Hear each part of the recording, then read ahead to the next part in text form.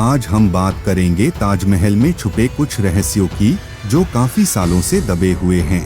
ताजमहल, जिसको देखने के लिए टूरिस्ट अलग अलग जगहों से आते हैं। इतिहास के अनुसार मुगल सम्राट शाहजहां ने अपनी पत्नी मुमताज महल के लिए इसका निर्माण कराया था। यह दुनिया के 7 अजूबों में से एक है। यह सफेद संगमरमर से बना हुआ है। इस शानदार ताजमहल को बनाने में 22 सालों का समय लगा है। कहा जाता है कि संगमरमर से बना ताजमहल मुख्य तौर पर इस्लाम में तुर्की और फारसी वास्तुशिल्प कलाओं का प्रतिनिधित्व करता है। दोस्तों, इस ताजमहल में कई अनसुलझे पहलू भी हैं, जिनसे पर्दा उठाने वाले हैं। वैसे तो भारत में आए दिन मंदिर या मस्जिद को लेकर कई मुद्दे उठते रहते हैं, लेकिन हाल ही में ताजमहल में बंद 22 कमरों का राज विवाद के पीछे की कहानी आपको पता है? नहीं पता तो कोई बात नहीं, हम आपको आज इस वीडियो में बताएंगे कि क्यों ताजमहल में मौजूद 22 कमरों को खोलने की मांग चल रही है। क्या इसके अंदर किसी देवी देवता की मूर्ति या शिलालेख है? चलिए तो इन बंद कमरों के बारे में कुछ दिलचस्प बातें आपको बताते हैं। उससे पहले आप हमारे इस वीडियो को लाइक जरूर कीजिएगा। ताजमहल आज दुनिया भर में इतना प्रसिद्ध है कि लोग देश विदेश से इसे देखने के लिए आते हैं और इसकी खूबसूरती के चर्चे विश्व तक फैले हुए हैं। इसकी खूबसूरती आपका मन आकर्षित कर लेती है। ऐसा भी कहा जाता है कि चांदनी रात में ताजमहल की खूबसूरती को देख लिया जाए तो दृश्य आंखों से ओझल नहीं होगा। अगर हम किसी प्यार के निशानी की बात करें तो ताजमहल का नाम सबसे पहले आता है, क्योंकि ताजमहल दुनिया के 7 अजूबों में से एक है। शाहजहां अकबर का पोता और जहांगीर का बेटा था, जिसने वैसे ही पद हासिल किया जैसे उसके पिताजी ने हासिल की थी, मतलब कि छल कपट से। शाहजहां भोग विलासी तो था ही, साथ में उसको न्याय भी पसंद था। शाहजहां की प्रेम कहानी सन 1607 में शुरू हुई थी। वह मीना बाजार में घूम रहे थे, तभी उनकी नजर मुमताज पर पड़ी। वो उन्हें बहुत खूबसूरत लगी और उसकी खूबसूरती के दीवाने होके शाहजहां उसका पीछा कर रहे थे। कुछ समय बाद उनको मालूम हुआ कि जिस लड़की का वह पीछा कर रहे हैं उसका नाम अर्जुमंद बानो बेगम है। वे खुद को रोक नहीं पाए और उन्होंने तुरंत अपने पिता और जहांगीर के सामने शादी करने की बात कही और जहांगीर ने इन दोनों की शादी कर दी। अंजुमन बानो बेगम को शादी के बाद मुमताज महल नाम दिया था। मुमताज के 13 बच्चे हो चुके थे और मुमताज अपने 14 बच्चे को जन्म देने वाली थी। उससे पहले 13 बच्चों को जन्म देने की वजह से वह शारीरिक रूप से बहुत कमजोर हो चुकी थी। मौत से पहले मुमताज ने मौत के बाद उनका सबसे खूबसूरत मकबरा बने, यह बात शाहजहां को बोली थी। इसके साथ ही मुमताज ने शाहजहां से वादा लिया कि वह कभी भी दूसरी शादी नहीं करेंगे। मुमताज इस दुनिया को हमेशा के लिए छोड़कर चली गई और इस तरह एक और ऐतिहासिक प्रेम कहानी हमेशा के लिए इतिहास के पन्नों में लिखी गई। फिर उनकी ख्वाहिश को पूरा करते हुए उन्होंने ताजमहल बनवाया। ताजमहल का निर्माण 1630 में शुरू हुआ।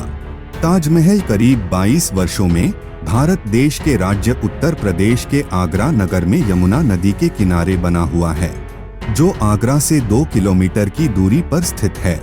ताजमहल में सफेद संगमरमर पत्थर का प्रयोग करा है, लेकिन अब आपको हैरान कर देने वाली बात बताते हैं कि यह आपको शायद नहीं पता होगी कि ताजमहल बनाने के लिए सीमेंट का इस्तेमाल नहीं किया गया। इसलिए क्योंकि शाहजहां का ताजमहल 1631 से लेकर 1648 के बीच बनकर तैयार हुआ था। तो यह सवाल है कि उस वक्त दुनिया में सीमेंट का आविष्कार हुआ ही नहीं था, तो फिर शाहजहां का ताजमहल बना कैसे? हम आपको बताते हैं। बात ऐसी है कि उस दौर में जब सीमेंट नहीं थी, तब इमारतों को बनाने के लिए एक खास तरह के पेस्ट का इस्तेमाल किया जाता था। ताजमहल बनाने के लिए भी इसी तरह के पेस्ट का इस्तेमाल हुआ था, जो पत्थरों को आपस में चिपकाने के लिए गुड़, बताशे, बिलगिरी का पानी, उड़द की दाल, दही, जूट और ककंद को आपस में मिलाया गया। फिर इन्हें चूने के पानी में मिलाकर बनाया जाता है। ऐसा करके एक सेमीसॉलिड मटेरियल तैयार होता था, जिससे ताजमहल जैसी इमारतों को बनाया गया था। कितने आश्चर्य की बात है कि छोटी छोटी चीजों से इतनी बड़ी बड़ी इमारतों को तैयार किया जाता था। ऐसी बिल्डिंगें आज तक टिकी हुई है। आपको बताते हैं कि शाहजहां ने ताजमहल को बनाने के लिए कुछ कारीगरों को बुलाया। गुंबदों का निर्माण कराने के लिए तुर्की के इस्तांबुल में रहने वाले पारंगत कारीगरों को बुलाया गया और मीनारों का निर्माण कराने के लिए समरकंद के दक्षिण कारीगरों बुलाया था। इसके अलावा ऐसा कहा जाता है कि ताजमहल को बनाने के लिए अलग अलग जगहों से अलग अलग को बुलाया था और इसी तरह सभी ने मिलकर ताजमहल को बनाया। कुछ लोगों का मानना है कि ताजमहल तैयार हुआ तो बहुत सुंदर लगा और भविष्य में ऐसी ताजमहल जैसा मकबरा कहीं और ना बन पाए, इसलिए शाहजहां ने कारीगरों के हाथ कटवा दिए। लेकिन यह सच्चाई नहीं है, बल्कि सच्चाई यह है कि उनके हाथ काटे नहीं गए थे। शाहजहां ने कारीगरों को जीवन भर की पगार देकर उन्हें आजीवन काम न करने का वादा करवाया था, ताकि वह लोग उस तरह का कोई और ताजमहल न बना पाए। अब आपको उन 22 कमरों का राज बताते हैं जिससे अफरा-तफरी मची हुई है। इतिहास के अनुसार कहा जाता है कि मुख्य मकबरे में चमेली फर्श के नीचे 22 कमरे हैं जो आज तक बंद है। ये कमरे मुगल काल से बंद है। इन कमरों को आखिरी बार 1934 के समय खोला गया था। उस समय निरीक्षण के उद्देश्य से खोला गया था, इसके बाद बंद कर दिया गया है। ताजमहल फर्श पर यमुना की और 2 सीढ़ियां बनाई हुई है जिन पर लोहे का जाल बिछाया हुआ है। ताजमहल के संगमरमर की रचना की पहली मंजिल पर स्थित यह 22 कमरे हैं। ऊपरी मंजिल पर जाने वाली सीढ़ियां शाहजहां के जमाने से ही बंद है। कई जानकारों का यह मानना है कि ताजमहल के बेसमेंट में जो कमरे बने हैं वह मार्बल के बने हुए हैं। ऐसा कहा जाता है तहखाने में अगर कार्बन डाइऑक्साइड की मात्रा बढ़ती है तो वह कैल्शियम कार्बोनेट में बदल जाती है और कार्बन डाइऑक्साइड मार्बल को पाउडर का रूप देना शुरू कर देते हैं।